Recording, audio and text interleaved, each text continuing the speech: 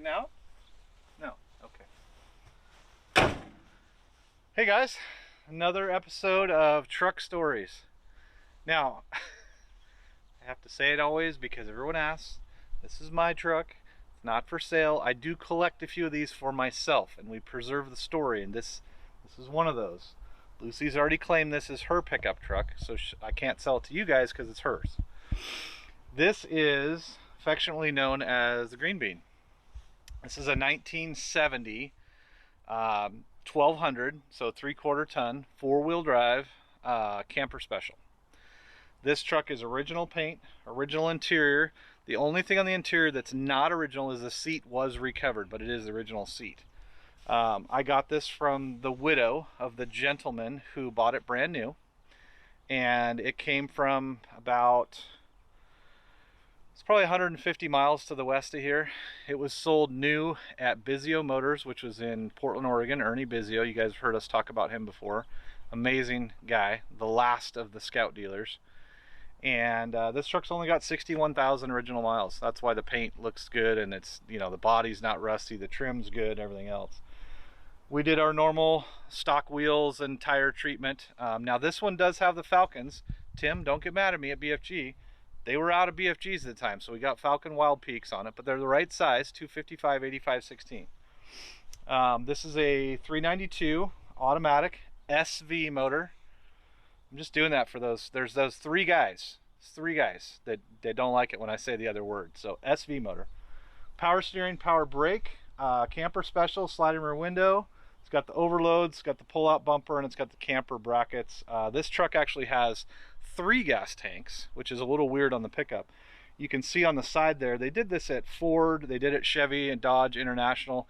It was a dealer ad, so it's a door that they put on the side of the bed, and then they put a tank over the frame rails under the bed. So it's, I think it's like 30 gallons, maybe 35. And then it's got a lever, I'll show you guys, on the floor on the driver's side by the seat, that allows you to go to left, right, or rear tank, because you have the left and right tanks on this one. You got the one here on this side, and there's another one on the passenger. That's factory, and then that was a dealer add-on. So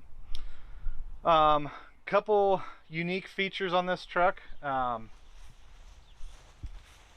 They pan up all the way. This is like 10-foot whip antenna.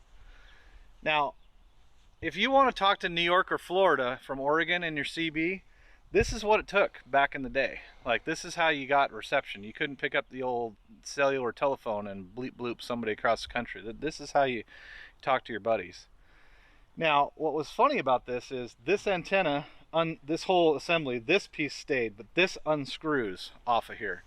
And this was not on the truck in the garage when I got there. And I was talking to the gal, and I said, hey, do you have the antenna that goes on that? She's like, oh yeah, it's over on the workbench over there. So I walked over there and I grabbed it. Still had the tennis ball on it and everything. And I said, well, can I put that on the truck? Can I have that? She's like, oh yeah, you can have it. She's like, I hate that thing. I go, you hate that thing? What? Why? She said, well, look at the garage. And it was a normal residential garage, so it's just a 8-foot by 6-foot or 8-foot by 8-foot, whatever normal residential garage door, right? She said every time her husband came home and the antenna was on, wham! It just hit the siding on the house and just sounded like the crack of lightning. She said it absolutely drove her nuts. Plus it damaged the siding on the house. It made her so mad that when he did pass away and she still drove the truck once in a while, she took it off and put it in the garage. She's like, that thing's never going on there again. It ruins my house. So I thought that was funny, but at the same time, I totally get it. Like, it makes sense. But now, you know, I have a big garage. I got 14-foot garage doors and everything else, and it parks out here. And so it stays on. And when you drive, you know, it does this kind of deal. Like that, you know. And what people used to do is they take this here and they take a little piece of string and either tie it to that or they tie it to their camper when they're going down the road. But then you let go of it. I mean, she moves. She's got some action. This was a camper piece. So this was a little bracket originally. Now it's long gone. She didn't have them. This bolted on here, and then there was a little shock absorber deal. It went from this to the camper, and it was kind of like an anti-sway deal. They work pretty good. And these were the original camper mirrors, which I do have, thankfully. So those are going to go back on, and that'll give it that bar that comes out here with kind of the West Coast style mirror. These were just a auto parts store add-on at one point. Those are going to come off. These you would think were added. These are factory. These are on the line set ticket. These you could order with your truck to climb in and out of your truck because these trucks were taller than other trucks. So, I mean, you can look at had some speakers and stuff, but look at how good the door panels are. Here's your selector switch I was talking about for that third tank. And then you can see the seat. It's original, but it has been recovered. That's not the original material. This green vinyl is correct, but this here is, that's something that an upholstery shop had. It's got the altimeter up there above the rear view mirror, which is kind of cool.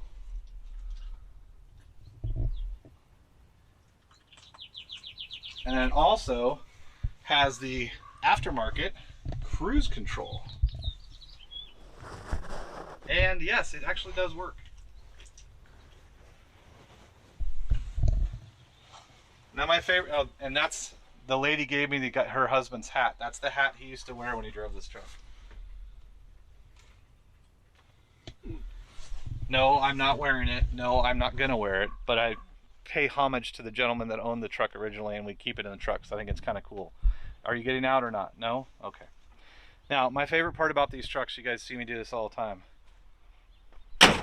Truck is 52 years old. That door's never been off. That truck's never been painted, and it shuts like brand new. 52 years old. Show me a new truck after 5 years that still has a door that shuts that good. It just doesn't happen. We did put the spray in bed liner. The bed was in great shape, but we just wanted to preserve it. That is an aftermarket rear bumper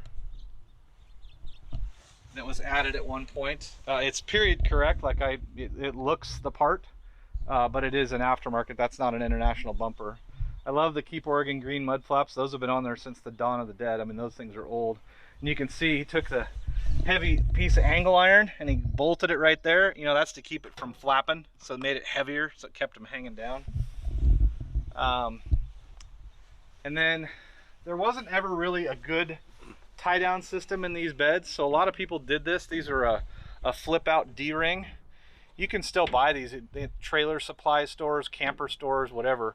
This is a really good alternative because International never put any hooks in the floor, and I don't know what the story was, why they did that. They have the pockets, but you can't really tie. I mean, you can, but it's not like this where you can put a strap and a ratchet and really heavy tie down something. So that, to me, those are kind of cool. I love these on these, and you can buy them anywhere. I'm sure you can get them on Amazon or eBay or wherever, your local guys. That's also the factory tire carrier. That's where they did put them. They had them there as well as under the bed. So that's a factory one. And you guys have asked many times to see under the hood of some of these, so I'm going to pop the hood just because people keep asking about that. Gotta love the 76 ball too. Before I lift the hood, you can see, look at the wipers. Those are the wipers that we talk about all the time. Those are the correct metal wipers with the metal clip with the rubber blade. That's what you would have bought when this truck was new. You can still get those. I don't know all the auto parts places that have them, but I will tell you that Napa, where I go, has them, and those are called the Napa Classics. So they're going to have a C part number. So those, if you get a 16-inch, recently they switched the 16-inch to a plastic clip with a metal bar. So I don't get those anymore. These are a 15-inch and they are still a metal clip with a metal blade bar.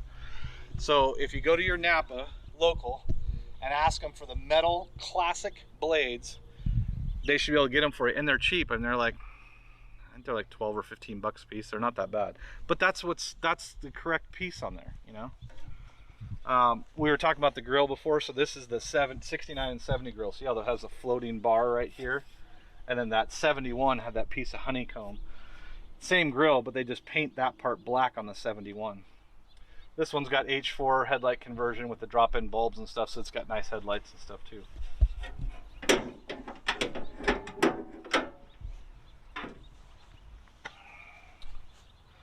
Little extra wiring in here that we still need to clean up. He had dual batteries and some charging system, and I don't know, a couple other things. It's got a power steering cooler and a trans cooler.